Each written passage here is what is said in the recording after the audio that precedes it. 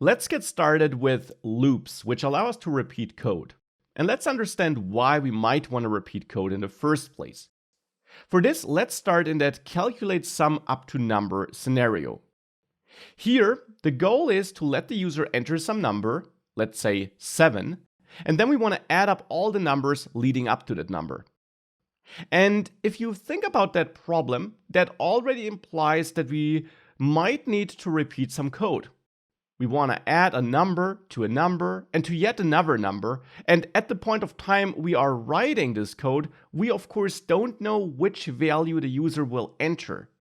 That's why we need to repeat code until we reached the number the user entered.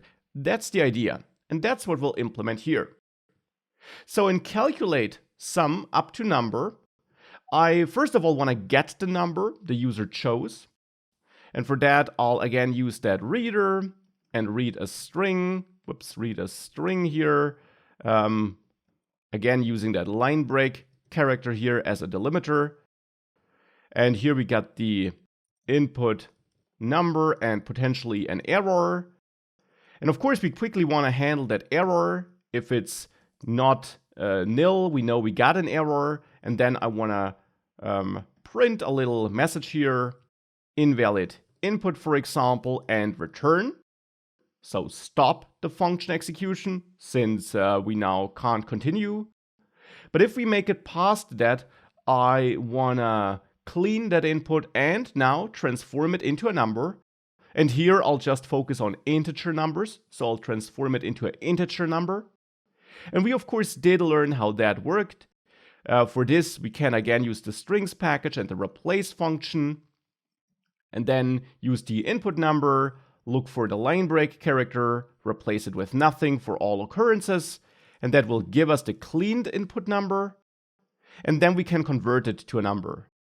And of course, that's an operation which we will probably repeat a couple of times, so we might want to outsource this into another utility function. But let me first of all finish it here.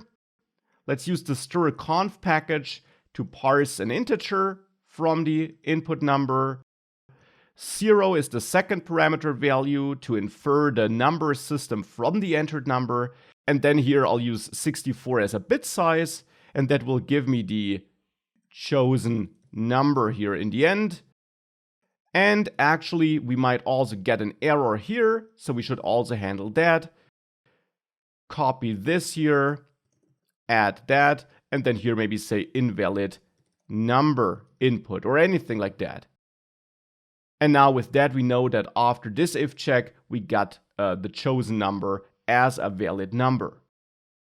Now again, that is an operation which we probably are going to repeat a couple of times. And therefore, I'll grab all that code here and actually cut it from calculate sum up to number. And instead add a little utility function here, get input number, into which I'll paste that code.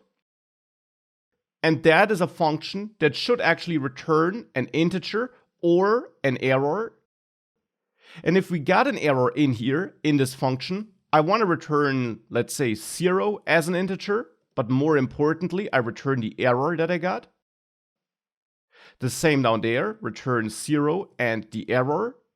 But if we made it past all the if checks, then we know that we have a valid number. So then I'll return chosen number, however, converted to an integer by calling that int conversion function on it. And I'll return nil as an error value because we then don't have an error. And now with that, with this get input number function, we got a little utility function which we can call in our overall application whenever we need a cleaned and converted number from the user input. And therefore, here in calculate sum up to number, I'll now call get input number, and I'll get back the chosen number, and then potentially an error, like this.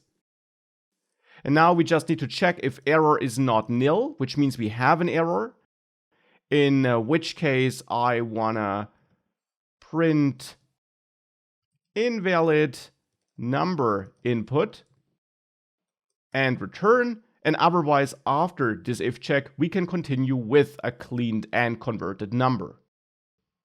As a side note, inside of getInputNumber, I of course now don't want to show those error messages. I don't want to print those error messages. I just want to return the error if we have one, so that we actually do handle it in the calling function, in calculate sum up to number in this case.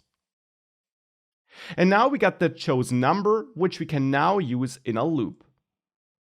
Now, why do we need a loop? Well, again, chosen number is a number chosen by the user, and we now want to add up all the numbers leading up to that number. And that's where a loop can help us.